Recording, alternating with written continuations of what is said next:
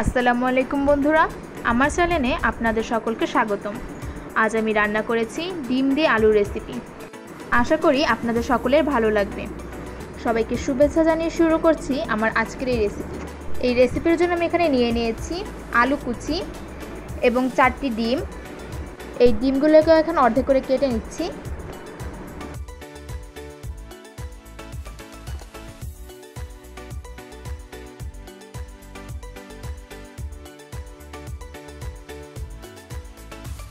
এরপর একটা প্যানে দিয়ে দিচ্ছি সাদা তেল।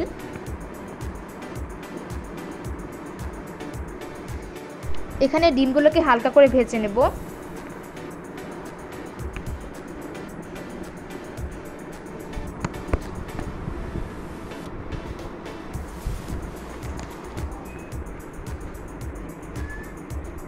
ডিমগুলো শুধু এক পাশ ভেজে নেব।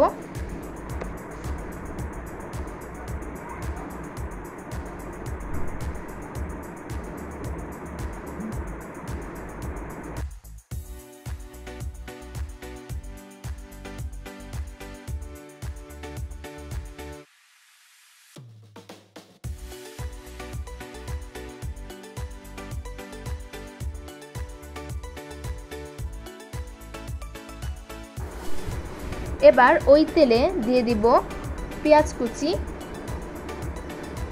ও দিয়ে দিচ্ছি 2টা তেজপাতা। এখানে পেঁয়াজটাকে বাদামি করে ভেজে নেব।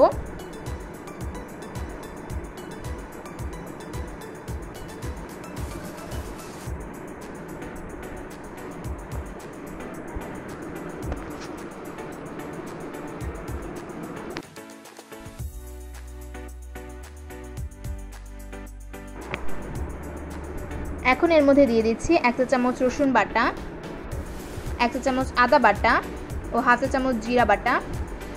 এখন মশলাটাকে ভালোভাবে কষিয়ে নেব যেন কাঁচা রসুনের গন্ধ না আসে।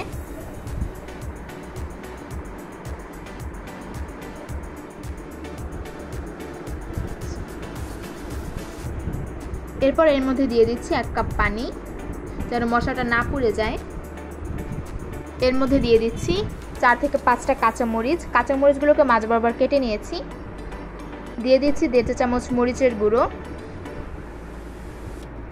1 চা চামচ হলুদের গুঁড়ো। একটু নেড়ে চেড়ে নেব। এরপর দিয়ে দিচ্ছি স্বাদ মতো লবণ। এখন মশলাটাকে একটু কষিয়ে নেব।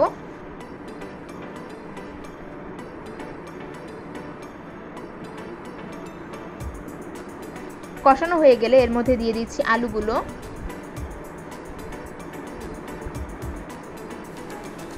আলুগুলোকে একটু নেড়েচেড়ে নেব।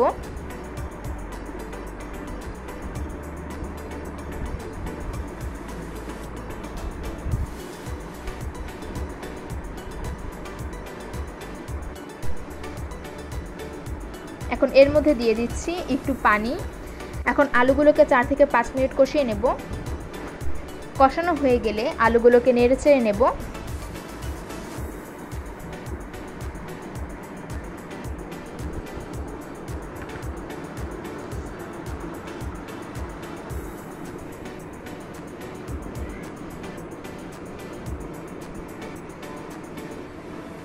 এখন আবারও 2 থেকে 3 মিনিটের জন্য কষিয়ে নেব।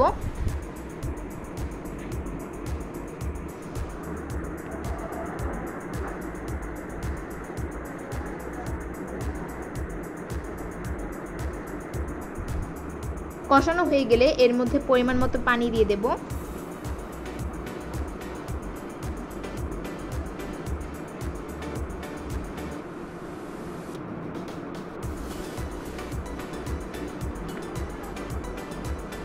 এরপর এর মধ্যে হালকা করে ভেজে রাখা ডিমগুলো দিয়ে দেব।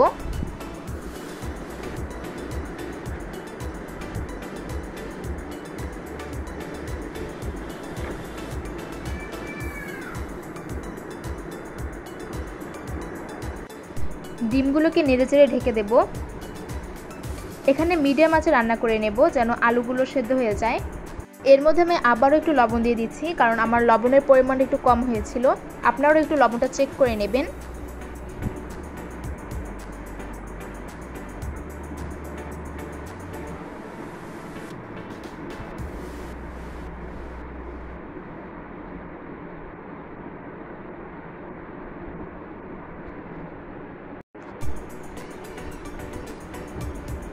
ডিমগুলোকে একটু নেড়ে চেড়ে 5 থেকে 6 মিনিট রান্না করে নিতে হবে।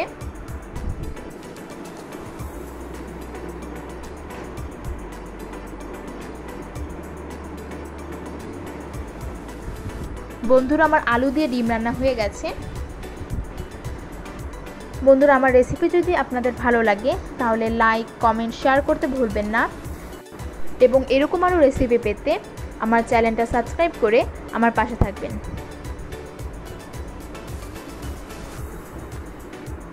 সবাইকে ধন্যবাদ।